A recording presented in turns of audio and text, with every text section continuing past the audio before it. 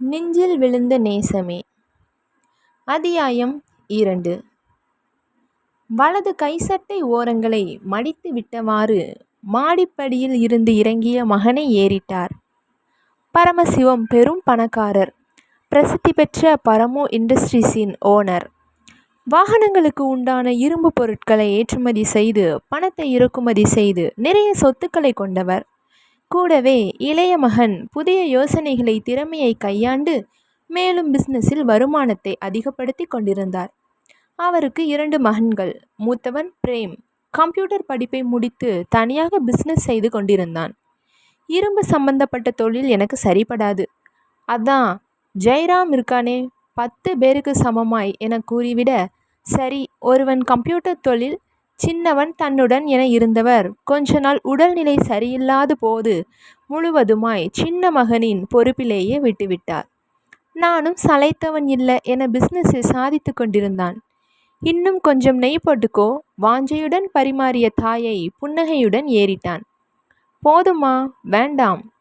ஆமாம், தினமும் இந்த ஃபோட்டோவை பாருங்க, இந்த பெண் நல்லா இருக்காளான்னு கேட்பீங்க. ஆனால் இன்னைக்கு அந்த பேச்சை எடுக்க காணும். குறும்பு புன்னகை படர சிறு கேலி துணிக்கு கேட்ட மகனை சிரிப்புடன் பார்த்தாள் பர்வதம். நாங்களா கேட்கும்போது இப்போ கல்யாணம் வேணான்னு பிகு பண்ணுவ, இப்போ மட்டும் எதுக்கு கேட்குற? ஒன்றும் புரியலை.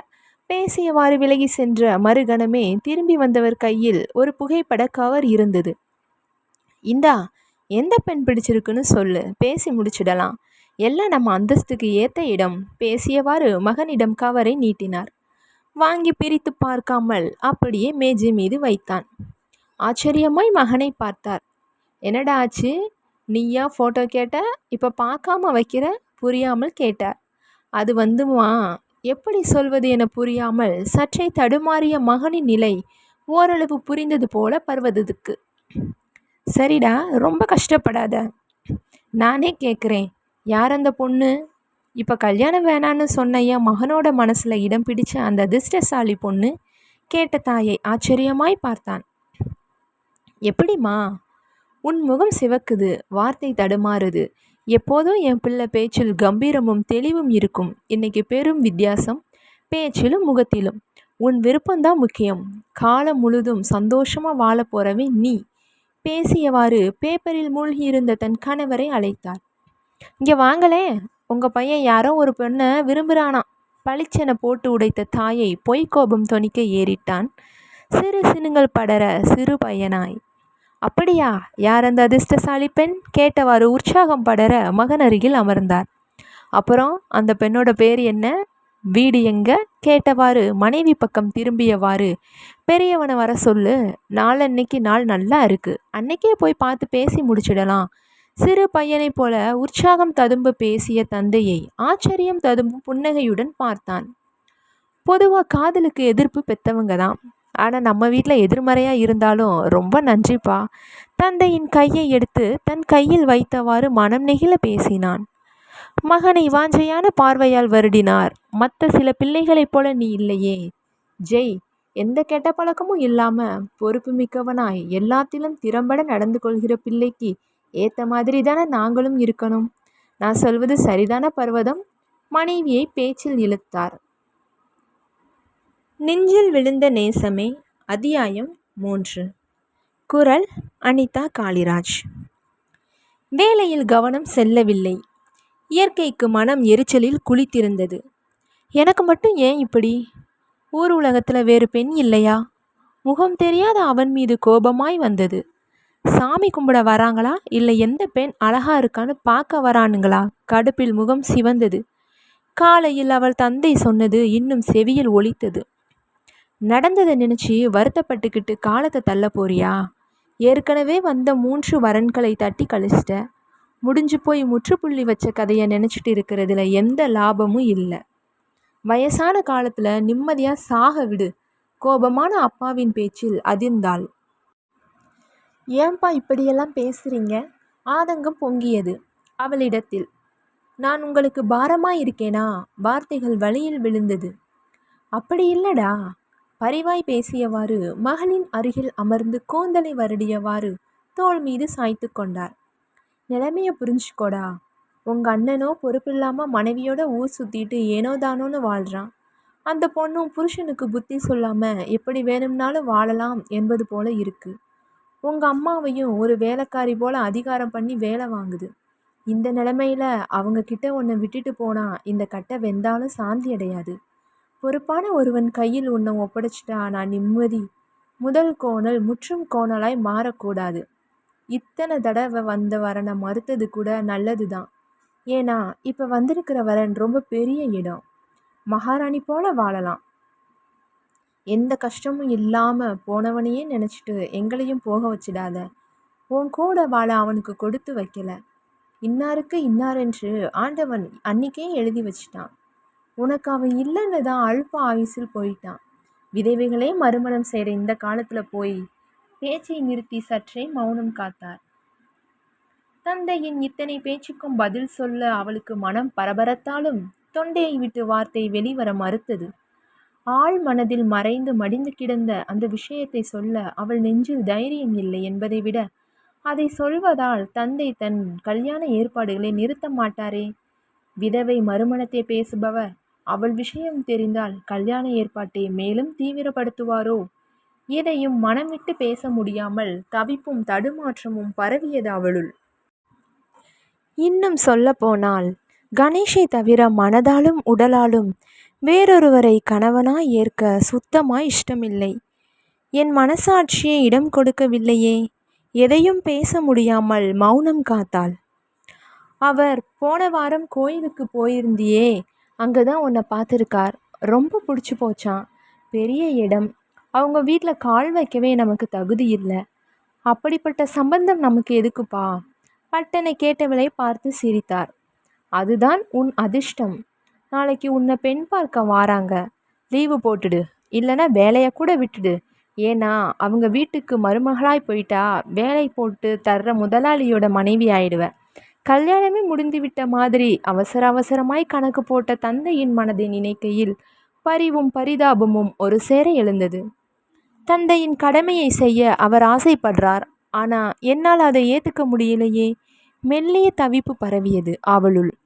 அப்பா ப்ளீஸ்பா, உங்கள் யாருக்கும் தொந்தரவு தராமல் பேச முற்பட்டவளை குறுக்கிட்டாள் நீலாம்பரி. ஏண்டி இத்தனை நேரம் பொறுமையாக கிளிப்பிள்ளை சொல்கிற மாதிரி சொல்கிறார், ஆனால் கொஞ்சம் கூட மதிக்காமல் நான் பிடிச்ச முயலுக்கு 3 கால்னு பேசுகிற? அதட்டினாள். விடு நீலா. மகள் பக்கம் திரும்பியவாறு, இதோ பார் இயற்கை, நாளைக்கு உன்னை பெண் பார்க்க வர்றாங்க. லீவு போட்டுட்டு வந்துடு. முடிவாய் அதே சமயம் கோபம் பரவ அதட்டலாய் பேசியவாறு எழுந்து சென்றார். திகைப்பாய் அமர்ந்திருந்தால் இயற்கை. பெண் என்பவள் எப்போதும் அடிமைதானா? கல்யாணமாகும் வரை பெற்றவங்களுக்கு, அதன் பிறகு கணவனுக்கு, அப்புறம் பெத்த பிள்ளைகளுக்கு நினைப்பே எரிச்சலை தந்தது. ஏற்கனவே வந்த 2 வரன்களை ஏதேதோ காரணம் சொல்லி தட்டி கழித்து விட்டாள். இந்த வரனை எப்படி தட்டி கழிப்பது? மாப்பிள்ளை வீட்டில் வரதட்சணை என எதுவும் கேட்கவில்லை என தரகர் பொன்னுசாமி கூறியிருந்தார். யோசனையை பரவ விட்டவளுக்கு ஒன்றும் புரியவில்லை. வெகு நேரம் கழித்து அந்த யோசனை பளிச்சிட்டது. பேசாம மாப்பிள்ளை பையனை சந்திச்சு தனக்கு இந்த திருமணத்தில் இஷ்டம் இல்லை என கூறிவிட்டால் மனதில் ஓடிய சிந்தனையை செயல்படுத்த முனைந்தாள். நெஞ்சில் விழுந்த நேசமே. அத்தியாயம் 4. குரல் அனிதா காளிராஜ். கம்பீரமாய் நின்றிருந்த அந்த 3 மாடி கட்டிடத்தை சற்றே அண்ணாந்து பார்த்தால் இயற்கை. இனம் புரியாத உணர்வு மனதில் பரவ ஆட்டோவை விட்டு இறங்கினாள். பரமு இண்டஸ்ட்ரீஸ் பெரிதாய் மின்னிய பித்தளை எழுத்துக்கள் சூரிய ஒளிபட்டு மின்னியது. பெரிய இடம்னு தெரியும், ஆனால் இத்தனை பெரிய இடம் என அவள் எதிர்பார்க்கவில்லை. பணம் படைத்தவர்கள் என்றாலே அவர்களிடம் மனம் பெரிதாய் இருக்காது என்பது அவளின் எண்ணம்.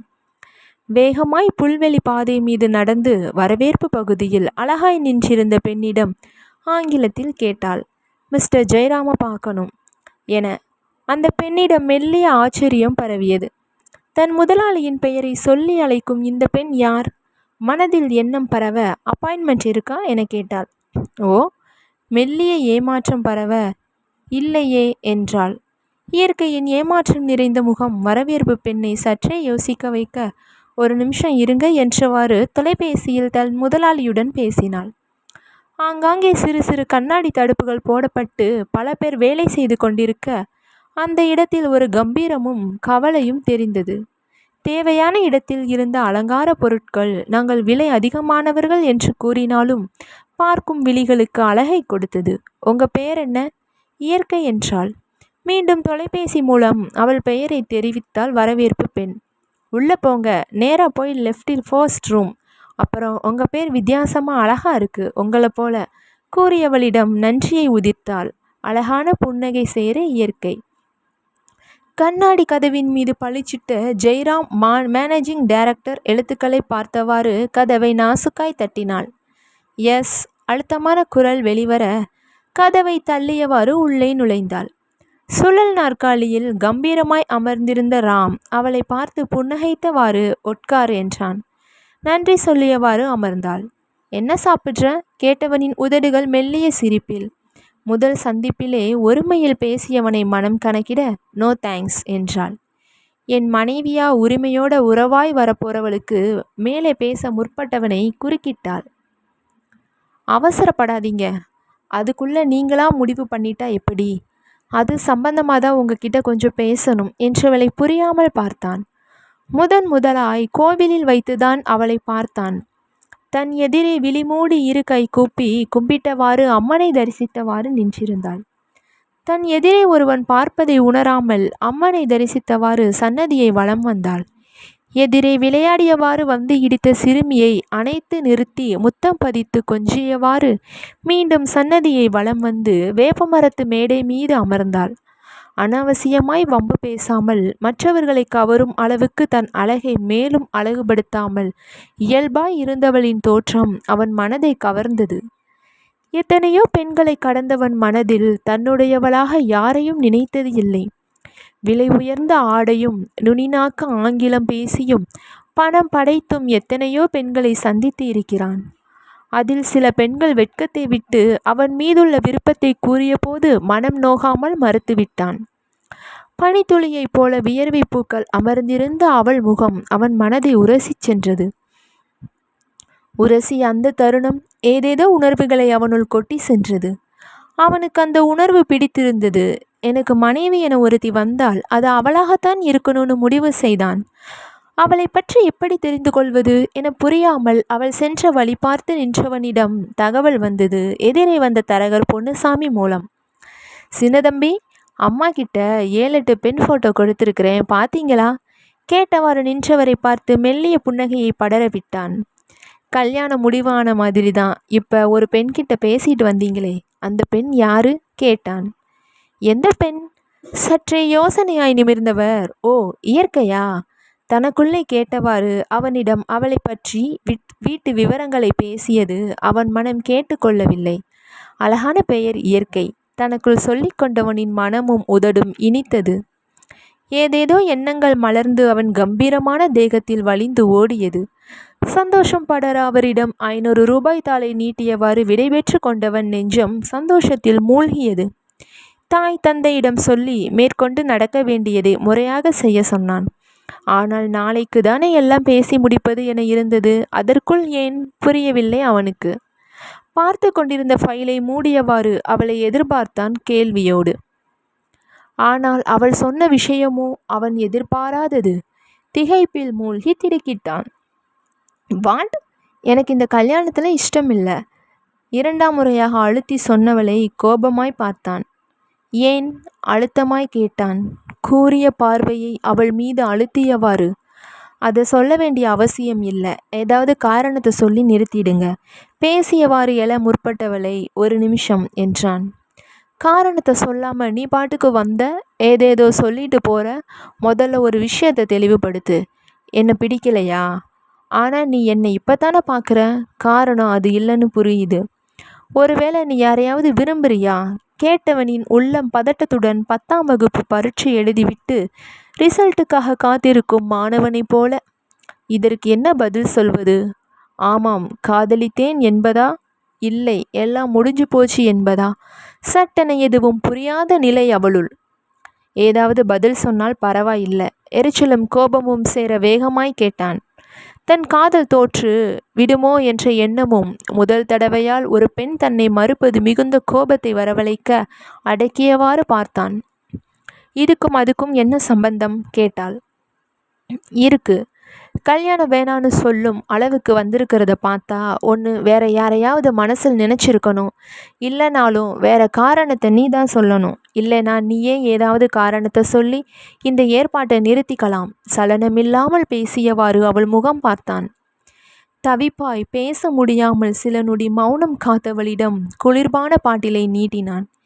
இதை எப்படி வரவழைத்தான் என எண்ணிய நேரத்தில் ஷெல்ஃபின் அருகில் இருந்து சிறு குளிர்சாதன பெட்டி அவள் விழியில் விழுந்தது. பரவாயில்ல வேணாம், மெல்ல மறுத்தவளிடம், நிறைய பேச வேண்டியது வரும்னு நினைக்கிறேன், அதனால் குடிச்சிட்டு பேசலாம். மீண்டும் சொல்லியவனிடம் மறுக்க முடியாமல் எடுத்துக்கொண்டாள். ஒரு கிளாஸ் இருந்தால் கொடுங்களேன் கேட்டவளிடம் புரியாமல் எடுத்து கொடுத்தான். அதில் பாதியை ஊற்றி அவனிடம் நீட்டினாள். மறுக்காமல் வாங்கி கொண்டான். மௌனமாய் குடித்தாள் அவனும்.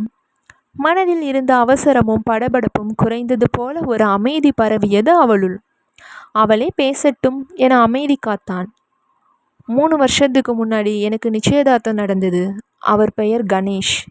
மற்றவங்க மனசுக்கு மதிப்பு கொடுப்பவர். அப்பா பார்த்த மாப்பிள்ளை. எல்லாம் நல்லபடியாக முடிஞ்சது. என்னோட படிப்பு முடிஞ்சதும் திருமணம்னு முடிவாச்சு. கல்யாணத்துக்கு 1 வாரம் இருந்தபோது திருமண அழைப்பிதழ் கொடுக்க போன இடத்தில் நண்பர்களோட குளிக்க போன போது சுழலில் மாட்டி இறந்துட்டார். அவள் முகத்தில் வலியும் வேதனையும் மின்னியது. ஓ, மெல்லிய பரிதாபம் படர ஏறிட்டான். அவளை பெயர் தெரியாத ஒரு உணர்வு அவன் மனதை அழுத்தியது. அதே சமயம் உணர்வுகளோடு அலைக்கழித்த நெஞ்சை சுதாரித்து கொண்டு நிமிர்ந்தான். மணமேடை வர வந்து எத்தனையோ திருமணம் நின்று போயிருக்கு. விதி முடிஞ்சு இறந்து போன ஒருத்தருக்காக உன் வாழ்வை ஏன் வீணடிக்கணும்? யதார்த்தமாய் பேசியவனை கோபமாய் பார்த்தாள். சில பேரை போல என்னால் சுயநலமாக முடிவெடுக்க தெரியாது. அது மட்டும் இல்லை, உங்கள் கருத்தை கேட்க வரலை. இந்த ஜென்மத்தில் நான் கல்யாணம் செய்துக்கிறதா இல்லை படபடவென புரிந்தாள். நான் சுயநலமாக பேசலை. விதவை மறுமணம் நடக்கிறத ஆதரிக்கிறவன் நான். அப்படி இருக்கும்போது கல்யாணம் முன்னாடி இறந்த ஒருத்தருக்காக மேலே பேச முயன்றவனை இடைமறித்தாள். நான் உங்கள் பேச்சை கேட்க வரலை. இந்த ஏற்பாட்டை நிறுத்த உங்களுக்கு காரணம் புரிஞ்சாச்சு இல்லை? வேகமாக எழுந்தாள். நானே கூட இந்த பெண் பார்க்கும் படலத்தை நிறுத்திடுவேன். ஏற்கனவே வந்த 2 வரன்களை வேண்டான்னு சொன்னதால் அப்பா என் மேலே கோபமாக இருக்கார். இதுவே உங்கள் மூலமாய் நின்னா பிரச்சனை இல்லைன்னு தான் வந்தேன். என்னை விட்டால் உங்களுக்கு எத்தனையோ பெண்கள் கியூவில் நிற்பாங்க. உங்கள் அழகுக்கும் அந்தஸ்துக்கும் மெல்லிய குரலில் கூறி முடித்தாள். அவன் முகத்தில் குறும்பும் சிரிப்பும் பொங்கியது. விழிகள் கூட கேலியாய் சிமிட்டுவது போல தோன்ற புரியாமல் பார்த்தாள். அப்படி என்ன சொல்லிவிட்டாள்? ரகசியமாய் சிரிப்பை மறைக்கிறான். தனக்குள் என்ன, நான் அழகானவன்னு ஒரு அழகான பொண்ணு வாயால் கேட்கும்போது சந்தோஷமாக இருக்கு. பேசியவாறு சட்டை காலரை லேசாய் தூக்கிவிட்டவாறு, ஒருத்தவங்க அழகை பாராட்டணும் என்றால் அதுக்கும் மனசு வேணும். மென்மையாய் பேசியவனின் பேச்சில் சிவந்தது அவள் முகம். அவன் வெளியை பார்க்க முடியாமல் மேஜை ஓரங்களை விரல்களால் கீறினாள். அவன் யோசனையாய் தாடையை தடவினான். மெதுவாய் பேச ஆரம்பித்தவனை ஏறிட்டாள். எத்தனையோ எதிர்பார்ப்போடு உங்கள் அப்பா இருப்பார். உடனே மறுத்து ஏதாவது சொன்னால் அதிர்ச்சியாக இருக்கும். எல்லாம் நடக்கட்டும், ஏதாவது ஒரு காரணம் கிடைக்காமலா போயிடும். கல்யாண ஏற்பாடுகளை நிறுத்த 1000 பொய் சொல்லி ஒரு கல்யாணத்தை நடத்தலாம்னு சொல்லுவாங்க. அதே பொய்யை நாம் நிறுத்துவதற்கு உபயோகப்படுத்திக்கலாம். சரியா? இல்லைன்னா நீயே ஏதாவது ஒரு காரணத்தை சொல்லு, அவனிடம் கேட்டான். அவளுக்கு தெரிந்தால் ஏன் இவனை தேடி வரப்போகிறாள்? இல்லை, உங்கள் இஷ்டப்படி செய்யுங்க. நிம்மதி பூக்கள் பரவ நன்றி சொல்லியவாறு எழுந்தாள். அவள் வெளியேறிய தருணம் தொலைபேசி அலற எடுத்து பேசியவன் வேறு சிந்தனை இல்லாமல் அலுவலக வேலையில் மூழ்கி போனான். மனதில் இயற்கையை பற்றி எந்த யோசனையும் இல்லை. தெளிவாய் முடிவு எடுத்து விட்டான். அவள்தான் மனைவி என. நெஞ்சில் விழுந்த நேசமே. அத்தியாயம் 5. குரல் அனிதா காளிராஜ். வீடு சந்தோஷ கோலம் பூண்டிருந்தது. அம்மா அப்பா முகத்தில் பரவியிருந்த சந்தோஷத்தை பார்க்கையில், இது நிரந்தரம் இல்லையே, இன்னும் சில மணி நேரங்களில் இது காணாமல் போகப் போகிறது என்ற எண்ணமே இயற்கையை வேதனைப்பட வைத்தது. அதற்காக வாழ்நாள் முழுவதும் அவளின் மனசாட்சியை அடகு வைத்து வாழ முடியாதே. அதற்கு தயார் இல்லையே. அவள் ஏக்கமாய் எண்ணம் பரவியது. அண்ணன் கூட விஷயம் தெரிந்து ஆச்சரியப்பட்டு சந்தோஷத்தில் திகைத்தான். இத்தனை பெரிய இடத்தில் வாழப்போகிறாளா என் தங்கை? ஆர்வமாய் மனைவியிடம் தன் எண்ணங்களை பகிர்ந்து கொண்டபோது ஏனோ சந்தோஷம் ஏற்படவில்லை. நீரஜாவுக்கு தன் பேச்சை ஏற்றுக்கொண்டு மகள் இந்த திருமணத்துக்கு சம்மதித்து விட்டாள் என்ற எண்ணம் மகிழ்ச்சியை தர நிம்மதியானார் வேதநாயகம். சமையலறையில் பிஸியாக இருந்தாள் நீலா. கடனே என்று இயற்கைக்கு அலங்காரம் செய்தாள் நீரஜா. வந்தவர்களை மனமும் முகமும் மலர்ந்து வரவேற்றார் வேதநாயகம். அமர்ந்திருந்த அனைவரின் மத்தியிலும் வந்து வணக்கம் தெரிவித்தாள் இயற்கை. மெரூன் வண்ண மயில் தோகை பார்டர் வைத்த எளிய பட்டு சேலையும் இயல்பான அலங்காரத்துடன் அழகு பளிச்சிட நின்றவளை தன் அருகில் அமர்த்தி கொண்டாள் பர்வதம். எப்படி என் பையன் மயங்குனான்னு நினச்சேன். இத்தனை பேரழகியா இருந்தா அவன் என்ன செய்வான்? வெளிப்படையாய் மனம் திறந்து பேசிய பர்வதத்தின் குணம் அனைவரையும் கவர்ந்தது. மனைவி பேச்சுக்கு மறுப்பில்லை என்பது போல ஆமோதித்தார் பரமசிவம். ஆனால் ஏன் அவன் வரவில்லை? ஏதாவது காரணம் சொல்லி நிறுத்திடுறேன்னு சொன்னவன் ஏன் வரவில்லை? புரியாமல் மனம் குழம்பியது அவளுக்கு. பிரேமும் அவன் மனைவியும் கூட இயல்பாய் இனிமையாய் சேர ஆதரவாய் பேசினர். அது மட்டும் இல்லாமல் வயிறு சற்றே பெருத்திருக்க தாய்மை பூரிப்பு முகத்தில் மின்ன, பேச்சிலும் இனிமை. எப்படியோ நீதான் ராமோட மனைவி. ஏன்னா அவனோட பிடிவாத குணம் எனக்கு தெரியும். எதிலும் அதிகமாக ஆசைப்பட மாட்டான். அவனோட செயலிலும் பேச்சிலும் எப்போதும் நியாயம் இருக்கும். முதலா எனக்கு தெரிஞ்சு அவன் ஆசைப்பட்டது ஒன்னதான்னு நினைக்கிறேன். பேசியவாறு அழகான இரு தங்க வளையல்களை அவள் கையில் போட்டுவிட்டாள். ஐயோ வேண்டாம் என இயற்கையின் மறுப்பை காதில் வாங்கி கொள்ளவில்லை சிந்து. மாப்பிள்ளை வரலையா? மெதுவாய் கேட்ட வேதநாயகத்தின் கையை பிடித்து தனது அருகில் அமர்த்தி கொண்டார் பரமசிவம். அவன்தான் பார்த்துட்டானே பொண்ண. பேசியவாறு சிரித்தார். பேச்சின் ஊடே அறிமுகப்படலம் முடிந்து காஃபி டிஃபன் சாப்பிட்டு ஏதோ திருமண முடிவான மாதிரி இருந்தது பரமசிவத்தின் பேச்சு. எரிச்சலும் கோபமும் வந்தது இயற்கைக்கு. பெருசாய் பேசுனா ஏதேதோ, கடைசியில் ஆளும் வரல. இதை நிறுத்தும் வழியும் தெரியல. புரியாமல் அறைக்குள் அமர்ந்திருந்தாள். இதோ பாருங்க சம்பந்தி, எங்களுக்கு பெண்கள் கிடையாது. வரப்போகிற மருமகள்கள் தான் மகள் மாதிரி. நகை நட்டு பணம் எதுவும் வேணாம். எல்லாத்தையும் நாங்கள் பார்த்துக்கிறோம். என் பிள்ளைய சந்தோஷமாக வச்சுக்கிட்டா போதும். மேலும் மற்ற விவரங்களை பேச பவ்யமாய் கேட்டு நின்ற தந்தையை பார்க்கையில் எரிச்சல் நிரம்பியது. யார் மீதோ உள்ள கோபம் யாரிடமோ தாவியது அவளுக்கு. கடைசியில் இப்படி நம்ப வச்சு கழுத்தறுத்துட்டானே, ச்சே அவன. அனைவரும் அவளிடம் சொல்லிவிட்டு புறப்பட்டு செல்ல மனதில் ஓடிய சிந்தனைக்கு தடை சொல்லியவாறு செயற்கை புன்னகையுடன் தலையசைத்து வைத்தாள் இயற்கை. நாளையே கல்யாணம் என்பது போல சந்தோஷ சூழலும் திருமண வீட்டுக்கே உரிய கலகலப்பும் வந்தது போன்ற சூழல் வீட்டில் நிலவியது. இந்த மாதிரி பணக்கார சம்பந்தத்தை அத்தனை சீக்கிரம் நம்பக்கூடாது. தங்களுக்கென்று இருக்கிற குறைய மறைக்கிறதுக்காக கூட இல்லாத வீட்டில் பெண் எடுத்து அடிமை போல நடத்துவாங்க. நீரஜா பேசியவாறு சாமான்களை ஓரங்கட்டினாள். எப்பவும் உனக்கு சந்தேகம்தான். அவங்கள பார்த்தா அப்படி ஒன்றும் தெரியலை. எல்லாரும் நல்லவங்களாக தான் தெரியுறாங்க. அவங்க பேச்சிலும் கண்ணிலும் உண்மை தெரியுது. நம்ம இயற்கை கொடுத்து வச்சிருக்கா. உண்மையான சந்தோஷம் மலர பேசிய மகனின் பேச்சை ஆமோதித்தார் வேதநாயகம். இரவு முழுதும் தூக்கம் வரவில்லை இயற்கைக்கு. ஏதேதோ எண்ணங்கள் மனதை அழுத்தி அலைபாய வைத்தது. கண்ணாடி வளையல்களுக்கு மத்தியில் கனமாய் கிடந்த தங்க வளையல் நெஞ்சை உறுத்தியது. கணேஷ் கூட எதுவும் நடக்காம இருந்தா அவளும் இந்த திருமண பந்தத்தை ஏற்றுக்கொண்டு இருப்பாள். ஆனால் ஓடிய நினைவில் மனம் வலித்தது. மனதில் வைத்து அழுத்திய விஷயம் பாறாங்கல்லை போல் கனத்தது. நாளைக்கு முதல் வேளையா அவனை சந்திச்சு கோபமாய் திட்ட வார்த்தைகளை தேடி பத்திரப்படுத்தினாள். இந்த வளையலை திருப்பி கொடுக்கணும். பல்வேறு எண்ணங்களின் மத்தியில் உறங்க முயற்சித்தவளுக்கு வெகுநேரம் வரை உறக்கம் வரவில்லை.